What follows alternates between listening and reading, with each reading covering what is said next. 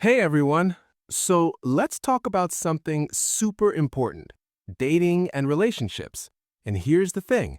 If you're using textbook English to talk about romance, you're going to sound so awkward. Oh my gosh, yes. Like, imagine saying, we are dating, or I have romantic feelings. It just sounds weird, right? Native speakers don't talk like that. Exactly. We use totally different expressions, natural ones, the kind you hear in real conversations, in TV shows, in everyday life.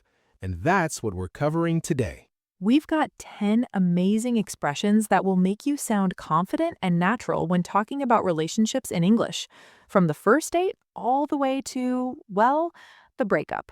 We're covering the whole journey, the good, the bad, and everything in between. And by the end of this, you're going to know exactly how fluent speakers talk about love and dating. So let's jump right in with the first one. This is probably the most common expression for the early stage of dating. Okay, so imagine you meet someone at a party. You go out for coffee. You text every day. But you're not officially boyfriend and girlfriend yet. What do you call that? In textbook English, you might say we are dating, but native speakers, we say we're seeing each other. We're seeing each other. That's the phrase. It means you're in that casual getting to know you phase. You're going on dates, but it's not official yet. Exactly. Like if your friend asks, hey, are you and Jake dating? You might say, well, we're seeing each other, but it's nothing serious yet. It's perfect for that early stage. It's casual, it's natural, and it doesn't put too much pressure on the relationship. Right, because dating sounds more formal, more committed, but seeing each other is like we're exploring this, you know? Love that. Okay, next one. This is a phrasal verb, and it's all about that instant connection when you first meet someone. Ooh, I love this one. So, you know when you meet someone and you just click, like immediately. You laugh at the same jokes, the conversation flows easily. There's just this natural chemistry. That's when you say, we hit it off. We hit it off. It means you connected right away. The chemistry was instant. Like, imagine you go on a first date, and afterward, your friend asks, how was it? You could say, oh my gosh, we totally hit it off. We talked for 3 hours. Yes, that's exactly how we use it. We hit it off equals instant connection, great chemistry, you just get each other. And here's the cool thing. You can use this for friendships too, not just romantic relationships. Like, I just met my new coworker, and we really hit it off. So versatile. Okay, speaking of first dates, let's talk about how you even get to that first date. There's a specific phrasal verb for this. Ah, yes, the scary moment, when you have to make the first move. Right, so in textbook English, you might say something like, I invited her to dinner, or I requested a date. But that sounds so formal and weird. Native speakers say I asked her out, or I asked him out. Ask someone out. That's the way to say it. It means to invite someone on a romantic date. Like, I'm so nervous. I want to ask Maria out, but I don't know if she likes me. Or, oh my gosh, guess what? Carlos finally asked me out. We're going to dinner on Friday. Exactly. It's simple, it's natural, and every native speaker uses this phrasal verb. And notice it's ask out, not just ask. That little word out makes all the difference. It specifically means a romantic invitation. Perfect point. All right, let's move to the next stage. So you're seeing each other, you've been on a few dates, and then, you start developing feelings. Oh, yes, this is when it gets real, and there's this super common modern expression for this. Okay, so instead of saying, I'm falling in love, or I have romantic feelings, which sound kind of formal and heavy, native speakers, especially younger people, say, I'm catching feelings. I'm catching feelings. I love this one. It's casual, it's a little vulnerable, and it perfectly captures that moment when you realize, oh no, this is becoming more than just casual. Right. It's like you didn't plan to develop deep feelings, but it's happening. You're catching feelings, like catching a cold. It just happens.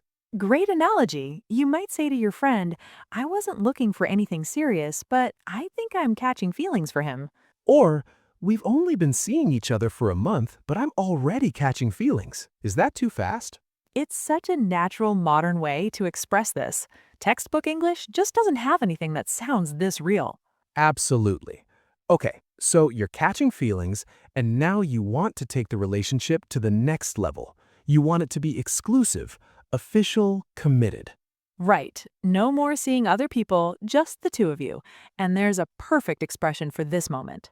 Make it official. Or let's make it official. Make it official. This is when you have that conversation, the what are we talk, and you decide, okay, we're boyfriend and girlfriend now, we're official. Like one person might say, I really like where this is going. Do you want to make it official? Or, we've been seeing each other for 2 months. I think it's time to make it official, don't you? And once you do make it official, you might tell your friends, guess what? We're official now. He's my boyfriend. Exactly. Make it official is the phrase for that relationship milestone. It's what native speakers say when they decide to be exclusive and committed. Love it. Okay, now let's talk about when you're really in love, like head over heels, can't stop thinking about them, completely smitten. Ooh, I love that you just said head over heels because that's our next expression. Head over heels. This is a classic idiom. It means you're completely, totally, deeply in love. Like so in love that you're not thinking straight. You're falling, tumbling, head over heels. You might say, I'm head over heels for her. I think about her all the time. Or he's head over heels in love. He can't stop talking about his girlfriend.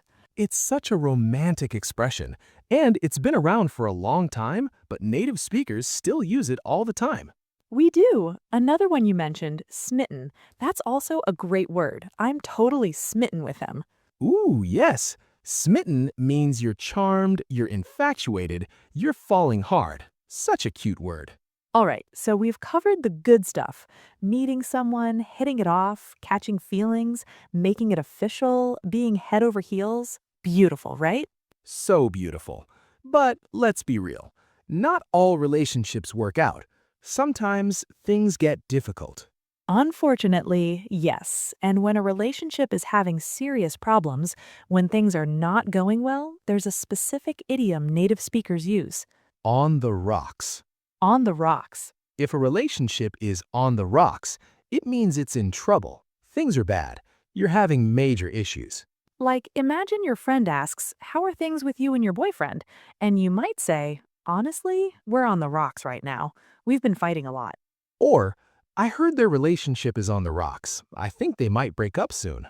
The expression comes from ships. If a ship hits the rocks, it's in danger, right? Same idea. A relationship on the rocks is in danger. Great explanation. Now, when a relationship is on the rocks, you have two choices. You can either try to fix it, or you can end it. Right. So if you want to try to fix it, there's a phrasal verb for that. Work things out. Work things out. This means to resolve problems, to fix issues, to communicate and repair the relationship. You might say, we're having some problems, but we're going to work things out. Or, I think we can work things out if we both make an effort. It shows you're committed to solving the problems. You're not giving up. You're going to work on it. Exactly. But sometimes working things out just doesn't happen. Sometimes the problems are too big, or the relationship just isn't right anymore. And then you have to make the hard decision to end the relationship, to break up. And native speakers have a specific idiom for this. Call it quits. Call it quits. This means to end something, to give up, to stop trying. And in relationships, it means to break up. Like, we tried to work things out, but it just wasn't working. We decided to call it quits. Or after 5 years together, they finally called it quits. It's a little more casual than saying we broke up, but it means the same thing. The relationship is over. Right. And notice, you can use call it quits for other things too, not just relationships, like a job or a project. Great point. Okay, so you called it quits. The relationship is over. Now what? Now you have to heal. You have to process the breakup and eventually continue with your life. And there's a perfect phrasal verb for this. Move on. Move on. This means to emotionally heal and continue forward with your life after a difficult situation, especially a breakup. Like, the breakup was hard, but I'm finally starting to move on. Or he needs to move on. He's still talking about his ex-girlfriend from 2 years ago. Right. Moving on means you're not stuck in the past anymore. You're looking forward. You're ready for new experiences. And speaking of being ready for new experiences, there's a fun, casual expression when you're single and ready to date again. Ooh, yes. Back on the market. Back on the market. I love this one. It's playful, it's a little humorous, and it shows you're in a good place. You've moved on and you're open to meeting someone new.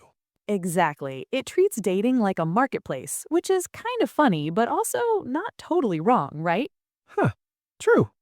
All right, so let's do a quick recap of everything we've covered today, because these 10 expressions are gold. Yes. Okay. Number one, seeing each other. That's the casual early stage before you're officially dating. Number 2, hit it off.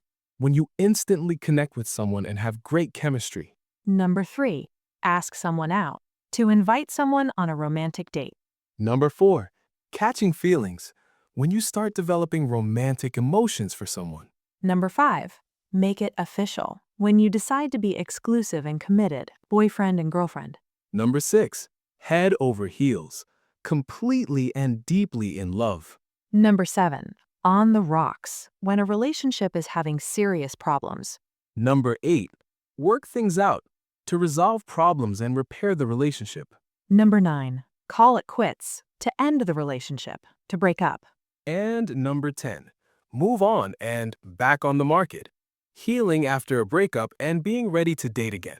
These are the real expressions native speakers use every day when talking about relationships, not the textbook stuff. Right, and the best way to learn these? Start using them. Next time you're talking about relationships in English, try one of these expressions. Don't use all 10 at once. That would be weird. But pick one, practice it, get comfortable with it, and then add another one.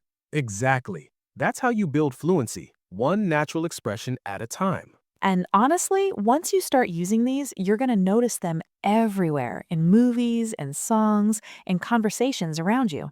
Because this is how people actually speak. This is real English. So, we hope this was helpful. If you learned something new today, if you feel more confident talking about relationships in English, that's amazing. And remember, English is a journey. You don't have to be perfect. You just have to keep practicing, keep learning, and keep putting yourself out there. And who knows, maybe you'll use some of these expressions in your own love story someday. Ooh, I love that. All right, everyone. Thanks so much for watching. We'll see you in the next video. Keep practicing, stay confident, and remember, you've got this.